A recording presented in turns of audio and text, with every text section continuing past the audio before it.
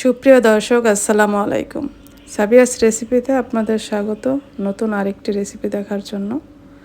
তাল থাকতে থাকতে এই রেসিপিটি আপনারা একবার হইলেও বাসায় তৈরি করে দেবেন, খেতে কিন্তু খুবই ভালো হয়। চলুন তাহলে রেসিপিটি দেখে নিই। এখানে আমি তালের পিউরি নিয়েছি 4 কাপ। এটা আমি একটু জাল করে নিতে হবে। তাল যত বেশি জাল করা হয় ততই খেতে মজা হয় কিন্তু। আর এদিকে আমি 2 লিটার দুধ নিয়েছি, এটা আমি জাল করে 1 লিটারের মতো করে নিব। আর এখানে আমি হাফ কাপ চাল, পোলার চাল, এটা আমি ভিজিয়ে রেখেছি। ভিজিয়ে রেখে এখন 1 কাপ দুধ দিয়ে এটা আমি ব্লেন্ড করে নিব। এটা একদম মিহি ব্লেন্ড করব না, একটু দানা দানা থাকবে।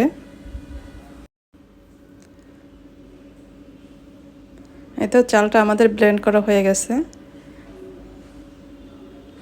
এটা কিন্তু বেশ আস্তে আস্তেই আছে, একদম মিহি হয়ে যায়নি। এটা এখন আমি যে তাল জাল করতে রেখেছিলাম ওই তালের মধ্যে এটা আমি এখন দিয়ে দিব। এটা দিয়ে কিন্তু অনবরত নাড়তে থাকতে হবে, না হলে দেখা যায় দলা পেকে যাবে। এটা কিন্তু বেশ ঘন হয়ে গেছে, এই জন্য আমি এখানে দুধ দিয়ে দিব। দুধটা যে আমি জাল করে রেখেছিলাম দুধটা আমি দিয়ে দিব এখন এটার মধ্যে।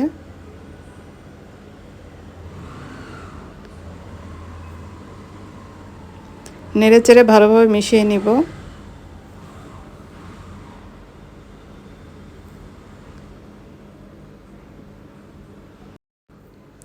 এখানে আমি এখন 3টা এলাচ দিয়ে দিব। এলাচগুলি একটু মাথা ফাটিয়ে দিয়েছি। এখানে আর কোনো গরম মশলা দেওয়া যাবে না, তাহলে দেখা যায় তালের যে একটা আলাদা ঘ্রাণ থাকে ওই ঘ্রাণটাই নষ্ট হয়ে যাবে।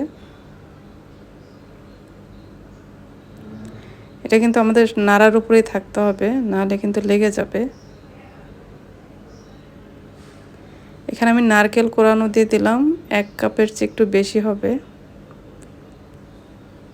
নারকেলটা কিন্তু একটু বেশি দিলে এটা মজা লাগবে খেতে।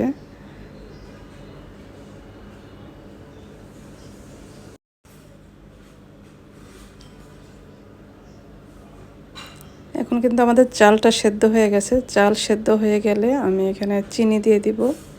চিনি আমি এখানে 2 কাপ দিয়ে দিলাম। মিষ্টিটা আপনাদের পছন্দ অনুযায়ী দিয়ে নেবেন, মিষ্টি কম বেশি যে যেরকম পছন্দ করেন সেই অনুযায়ী মিষ্টিটা দিয়ে নেবেন।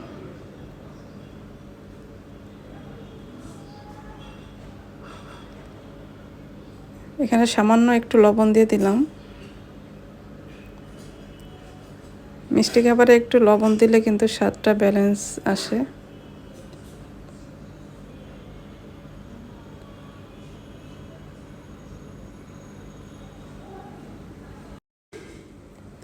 তালটা মনে হয় একটু বেশি ঘন হয়ে গেছে।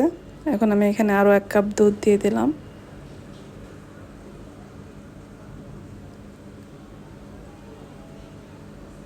এখন নেড়েচেড়ে মিশিয়ে নিতে হবে।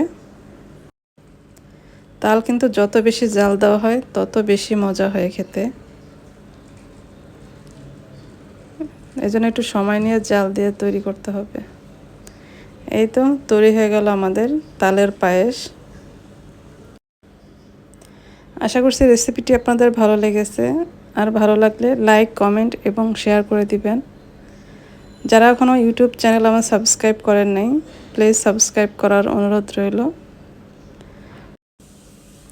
এতক্ষণ সাথে থাকার জন্য অসংখ্য ধন্যবাদ।